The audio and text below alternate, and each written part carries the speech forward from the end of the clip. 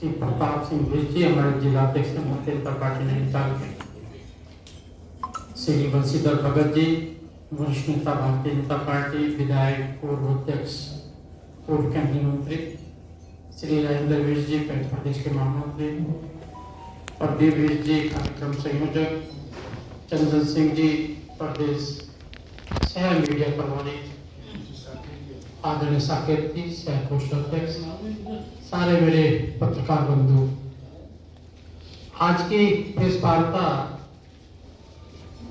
केंद्रीय बजट को लेकर है। आज पूरे देश में 900 स्थानों पर प्रमुख शहरों पर यह प्रेस वार्ता हो रही है। सभी वरिष्ठ नेतागण, केंद्रीय मंत्री, राष्ट्रीय पदाधिकारी कहीं न कहीं स्थान पर प्रेस वार्ता कर रहे हैं। ये प्रेस वार्ता जो बजट भारत सरकार ने पेश किया है उसको लेकर है। देश के यशस्वी प्रधानमंत्री जी द्वारा तीसरे अपने कार्यकाल में ये उनका 11वां बजट है और ये उस स्थिति में बजट पेश किया गया है जब ग्लोबल इकोनॉमी मुश्किल में पड़ रही है। रवि, विश्व की आप स्थिति देखेंगे, अर्थव्यवस्था किस प्रकार से बिगड़ी हुई है। अनेक देशों में ऐसी हालत है, खाने के लिए ना अनाज नहीं है, किसी के बैंकरप्ट हो गए। उसके अंदर भारत सरकार ने जो बजट पेश किया है वो बजट का मुख्य उद्देश्य यही है, विकसित भारत का बजट। 2047 के अंदर हम जो विकसित भारत देंगे उसकी नींव को मजबूत करने वाला बजट है। आत्मनिर्भर भारत जो हम चाहते हैं, ऐसा भारत होना चाहिए जिसका विश्व में, संसार में नाम हो और अनेक समस्याओं से मुक्त हो। ऐसा ना हो कि गरीबी हटाओ गरीबी हटाओ का नारा देते रहे लेकिन राजनीति ही करें।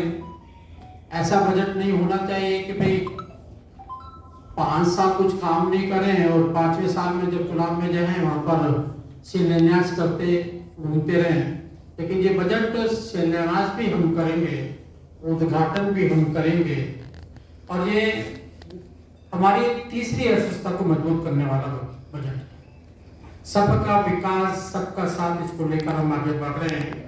सही मायने में देखा जाए इस बजट को हम उस थीम पर प्रकार से हम आज की तारीख में परिवार को चलाते हैं। किसी व्यक्ति की शादी होती है तो शादी होती बच्चों का नाम सोचना शुरू कर देते हैं, चाहे वो 10 साल बाद हो। बच्चा पैदा होता है तो स्कूल का नाम सोचना शुरू कर देते हैं, स्कूल जाता है तो उसके लिए व्यवस्था बनाते हैं, कमरे की व्यवस्था। ऐसे ही देश के प्रधानमंत्री लगातार 2014 से जब से देश का भार संभाला है, 2047 में कैसा भारत होगा उसकी नींव को रखकर लगातार आगे बढ़ रहे हैं। और उसके देखते हुए जिस प्रकार से पार्लियामेंट में आते ही उन्होंने माथा टेक कर सदन का ये कहा था, मेरी सरकार गरीबों के लिए, मजदूरों के लिए, दलितों के लिए, पिछड़ों के लिए समर्पित रहेगी। अनेक चुनौतियां हमारे सामने 2014 में थी, लेकिन किस प्रकार से हम कोरोना जैसी महामारी से निजात ही नहीं पाया बल्कि वसुधैव कुटुंबकम को चरितार्थ किया। विश्व में 100 देशों को हमने फ्री वैक्सीन देने का काम किया। ऐसी मजबूत अर्थव्यवस्था के अंदर जब पूरे विश्व के अंदर जो अपने आप को विकसित देश कह रहे थे, 2000, 4000, 5000 की वैक्सीन दे रहे थे, हम वो वैक्सीन फ्री देने का काम कर रहे थे। और ये नहीं, हमारे जो भारत मिला था वो जगह जगह आप देखते हो कि रेलवे स्टेशन, बस स्टैंडों पर, ट्रेनों के अंदर, बसों के अंदर, मंदिरों के बाहर, गुरुद्वारों के बाहर बोर्ड लगा होता था, कृपया करके देख लें, आपत्तिजनक चीज बंद हो सकती है। व्यक्ति घर से निकलता था, घर वापसी आएगा नहीं, ये कोई गारंटी नहीं थी। हमने आतंकवाद मुक्त शासन दिया है, हमने भ्रष्टाचार मुक्त शासन दिया है। एक तरफ कांग्रेस शासन है जो लगातार भ्रष्टाचार में लिप्त रहा है। जवाहरलाल नेहरू जो शुरू करें तो आते ही 1500 जीप करीब घोटाला पूरी पेमेंट करी गई थी, 150 जीप आई थी और 150 जीप भी कबाड़े में डाली गई थी, सेना ने निरस्त कर दी थी। इंदिरा गांधी आई तो पीएम से लेकर पीएम तक चलता। राजीव गांधी तो खुद स्वयं भी कहते थे कि मैं 100 रुपए भेजता हूँ तो 15 रुपए पहुंचते हैं। और राहुल गांधी, सोनिया गांधी जो कुछ छेन से ही जमानत पे छूटे हुए 5,000 करोड़ के घोटाले किए। अनेकों के लिए राजनीतिक दल जब परिवारवाद को चलाने का काम करते हैं और एक नया उत्पत्ति अब वाले चुनाव में हुई है झूठ बोलने की राजनीति, भ्रमित करने की राजनीति। जो पहले राजनीति होती थी, बजट आता था, बजट में चर्चाएं हुआ करती थी, रचनात्मक चर्चा हुआ करती थी, हमें कैसा भारत चाहिए, मेरे राज्य के लिए लड़ा करते थे लोग, मेरे राज्य के लिए चाहिए, मेरे राज्य के लिए। आज पहले दिन से ही बहिष्कार, पूर्व के भी इतिहास बताता है कि सदन चलने नहीं देंगे, विरोध ही विरोध करेंगे, और कुछ नहीं तो इस पे विरोध करेंगे, उसको ज्यादा दे दिया, उसको कम दे दिया, उसको ज्यादा क्यों दे दिया, मतलब देने पर भी विरोध है। तो इसके अंदर देश के प्रधानमंत्री ने जिस प्रकार से आज बजट पेश किया है वो अपने आप में ऐतिहासिक बजट है। किसानों को किस प्रकार से मजबूती दी जाए, ऑर्गेनिक खेती की ओर बढ़ावा देने वाला बजट है। किसान सम्मान निधि के द्वारा गरीब किसान जो महाजनों से पैसा देकर गुजारा करता था, ब्याज नहीं दिया था तो उनको कुर्की कर दिया करते थे, मारा करते थे, सुसाइड के लिए मजबूर किया करते थे। आज उनको सम्मान निधि के कारण बचाव उसका होता है। ऐसी खेती, फूलों की खेती, अनेकों फलों की खेती को बढ़ावा देने का काम कर, तिलहन की खेती को बढ़ावा देने का काम किया है। किसान जब सीजन होता है उस समय आसान सस्ता ना बेचे, उसके लिए स्टोरों का प्रबंध के लिए बजट रखा गया है। तो अपने किसान किस प्रकार से ज्यादा कमाई कर सकता है उस प्रकार से रखा गया है।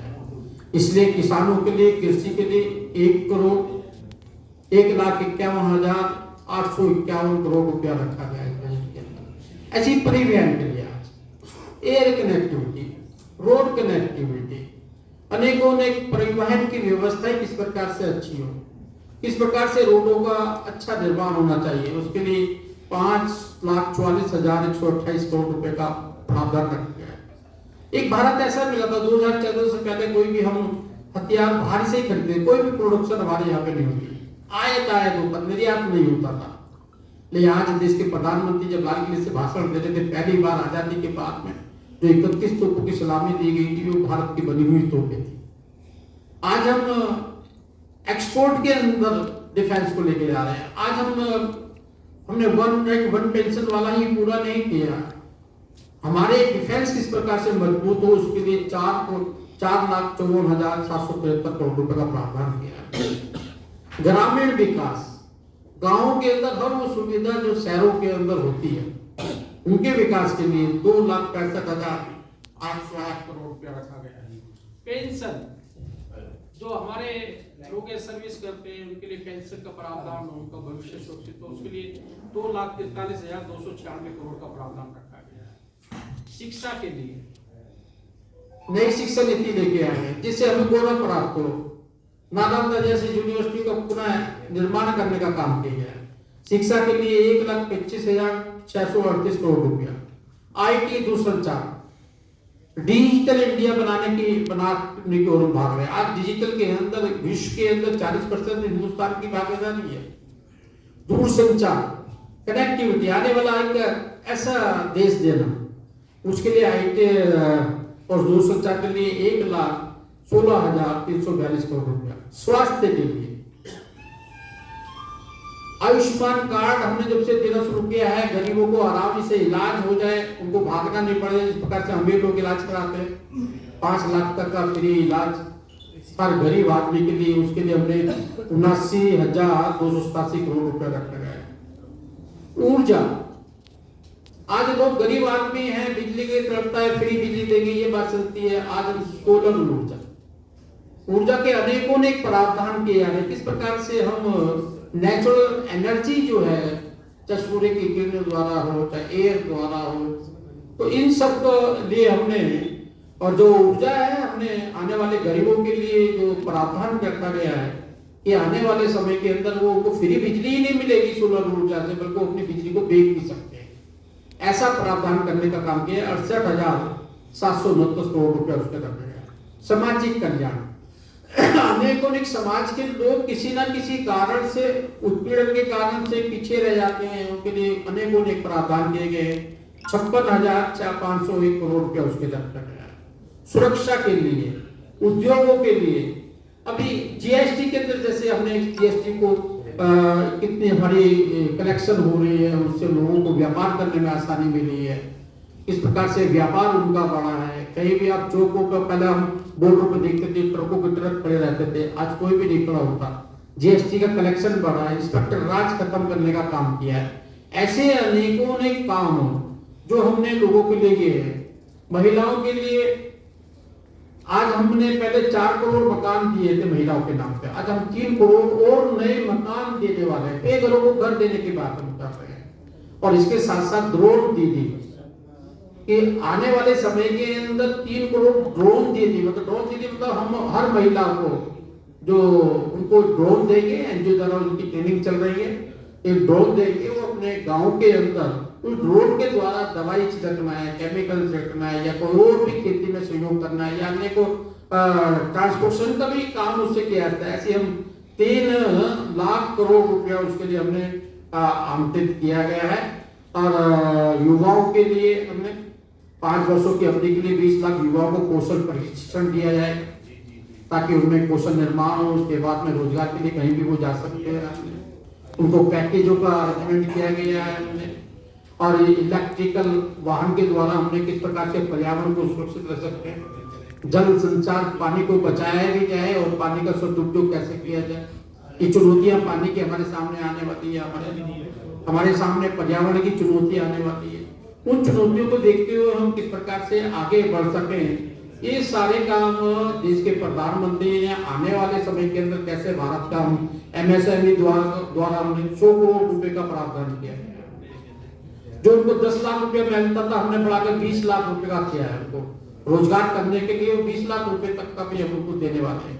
और एमएसएमई के अंदर व्यापारों को उनकी गारंटी की कोई जरूरत नहीं है, आप काम करेंगे उससे। और खुद प्राकृतिक आपदा के लिए 1100 करोड़ रुपया हमारे जो पहाड़ी क्षेत्र है, हिमालय पर्वत क्षेत्र से जुड़े हुए जो है, आए दिन कोई ना कोई आपदा आ जाती है, तो विचार जो बजट की प्रॉब्लम है, पहले से ही हमने 1100 करोड़ रुपए का प्रावधान किया गया है। अंतरिक्ष का आपको ध्यान होगा कि आजादी के बाद पहला देश हम है जिसने ऐसे जगह चंद्रयान पहुंचाने का काम किया है जहां तक देश का कोई नहीं किया। उसके अंदर और किस प्रकार से हम आगे बढ़ाया जा सकता है उसको, और 100 बड़े शहरों को जल आपूर्ति, सीवेज की सिस्टम की सब चीज को किस प्रकार से आगे किया जाएगा, ये सारे प्रावधान उसमें रखे गए हैं। और इसके साथ साथ में राज्य सरकार द्वारा अनेकों देश को आगे बढ़ाने के लिए, जैसे पहले सैनिक क्षेत्र है उत्तराखंड अपने आप में, पहले उनको नौकरी के लिए जो सैनिक बेचारे शहादत हो जाती थी, उनको 2 साल के अंदर किसी न किसी को नौकरी वो 5 साल कर दिया गया, ताकि उनका बच्चा अगर 18 साल का मैच्योर होने की टाइम तो 5 साल कर दिया गया। पहले 10 लाख या 20 लाख रुपए देने का प्रावधान किया है। इसलिए उत्तराखंड के विकास के लिए, जहाँ हमारे धामी जी मुख्यमंत्री लगातार अनेक उन्होंने उत्तराखंड की चुनौतियों को स्वीकार किया है। जहाँ भी कोई भी आपदा आती है, पहला व्यक्ति कोई खड़ा मिलता है तो मुख्यमंत्री खड़ा हुआ मिलता है। और दिल्ली उत्तराखंड के अंदर जो चुनौतियां हमारे सामने थी, नकल विरोधी, और इतिहास बन गया है। नकल विरोधी कानून के लोग कॉपी कर रहे हैं, केंद्र में भी उसको समान नागरिक संहिता, उस पर भी पूरा देश देख रहा है कि हमें लागू करने जा रहे हैं। उसके क्या किस प्रकार से धर्मांतरण विरोधी कानून, दंगा विरोधी कानून, लैंड जैब, 5,000 एकड़ जमीन को मुक्त कराना, ऐसी समस्याओं के साथ उत्तराखंड जो जूझ रहा था, आज आयुष्मान कार्ड उत्तराखंड में हमारे सामने पूरे देश के अंदर उदाहरण के रूप में हमारे सामने है। और तो G20 का जितना लाभ उत्तराखंड ने लिया है, मुझे लगता है वो अभी इस बजट में भी आपको दिखाई देगा और आने वाले 5 साल में दिखाई देगा। 1 डिस्ट्रिक्ट 2 प्रोडक्ट, और G20 जहाँ एक प्रांत को एक जगह भी नहीं मिली, आपको 2-3 बार यहाँ पे इवेंट हुआ, और 3 इवेंट से विश्व के अंदर आज उत्तराखंड की पहचान बनी है। और किस प्रकार से यहाँ पे टूरिज्म बढ़ा है, आग वेदर रोड बढ़ी है। और अपने मोदी जी के बार यहाँ के टूरिज्म पे जो सपना उन्होंने देखा था कि आने वाला शतक जो होगा, दशक जो होगा, वो उत्तराखंड का होगा, वो आशीर्वाद लगातार उत्तराखंड को मिल रहा है। उत्तराखंड भी अपने बजट को आगे प्रस्तुत करेगा और आगे बढ़ाने का काम किया। सैन्य धामों का निर्माण भी किया गया। उत्तराखंड अपने आप में एक विकसित भारत की साथ उत्तराखंड का भी विकसित उत्तराखंड बने, इसके लिए लगातार बजट का प्रावधान किया गया।